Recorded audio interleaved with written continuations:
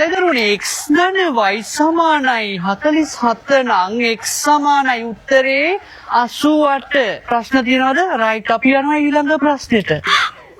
You got 44 for that question. උත්තරේ 47. No, it should be 88. 88 වෙන උත්තරේ. You must have done some calculation here. You mean for this question the x ධන y සමානයි 47. Answer should be 88. 44 ආවේ කොහොමද ඔයාලට? මොකද කියන්නේ? පෙළපොතේ පිටපස්සේ තියෙන උත්තරේ 44ද? Are you checking the right question? This is 1B. Must be a printing error. ඔය මුද්‍රණ දෝෂයක්. ඔය පෙළපොත් කවද ගහපොද? 1900 ගණන් වල ගහපොන් තාම තියෙන. Here class, don't rely on textbook answers. ඔය පෙළපොත් වල තියෙන උත්තර කවද දාවත් විශ්වාස කරන්න එපා. ඔය සම්පූර්ණ වැරදිව තියෙන උත්තර. You also got 44. 44. The other one? Not you man. ඔබට පුළුවන් ගණන් හදන්න. හැමදාම පන්තියෙන් තියලා. Shanika, what you got? 44. Are you sure, right? Okay. How would this be 44? The answer should be 88. මට තේරෙන්නේ කොහොමද? ඔයගොල්ලෝ මේ උත්තරේට 44 ගත්ත කිව්වා. උත්තරේ 88 වෙන්න ඕනේ අනිවාර්යෙන්. තමුන්ට 44 ගාවේ. උදාර. Strange. හරි අමුතුයි යා.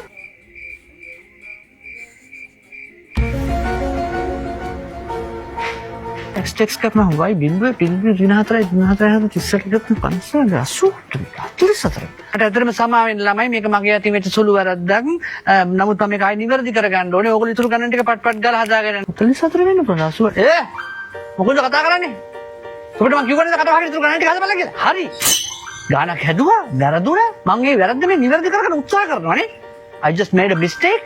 I apologize for it. Happens. මමත් මිනිස්සෙක් ළමයි.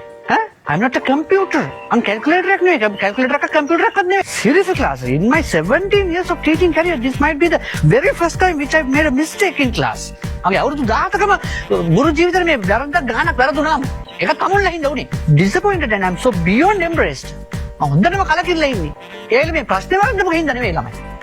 තමුන්ලා ඒකට හැසිරෙච්ච විදිය ගුරුවරයෙක්ට ප්‍රශ්නයක් කරදුනාම තමුන්ලා හැසිරෙච්ච විදිය මට එතන තමයි අවුල තියෙන්නේ. තොපි වරද්දක් නැද්ද? තොපිට වැරදිලා නැද්ද?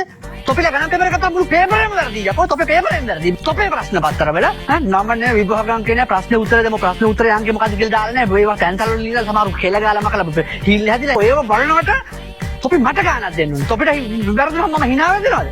hina වෙන්නද? පුළුවන් නම් තොපි වනවන කියපියව. එහා පන්තිලේ ළමයින්ටයි ස්ටාෆ් රූම් එකේ ඉන්න ටීචර්ස්ලා නැත්නම් ඊළඟ පීරියඩ් එකේ ඉන්න ටීචර්ස්ලා තිලකරන්න සැට ගානක් කරන්නේ නැහැ. තිලකරන්න සැට ගාන දෙන්න තොපි බෙල්ල ගැල්ල ගිහලා ප්‍රවේග කාල ප්‍රස්තාර හිටලා එක්සයි හොයාගන්න බැරි වෙන්නේ. අන්න ගුරුවරයෙක්ම වරද්දනවා. හැම ගුරුවරයෙක්ම වරදිනවා.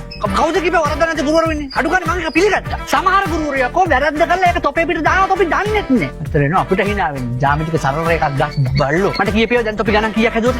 කීයක් ගණන් හදලි වරද? චූචු 60ට කාලේ hina වුණානේ. දැන් තොපිට ඊළඟ ගණන් හදාගන්න බෑනේ.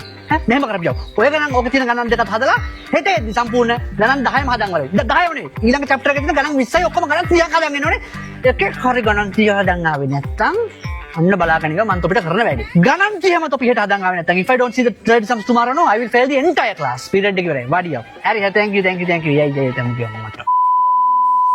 අපේ ගුරුතුමායයි තාමත් ඉස්කෝලේ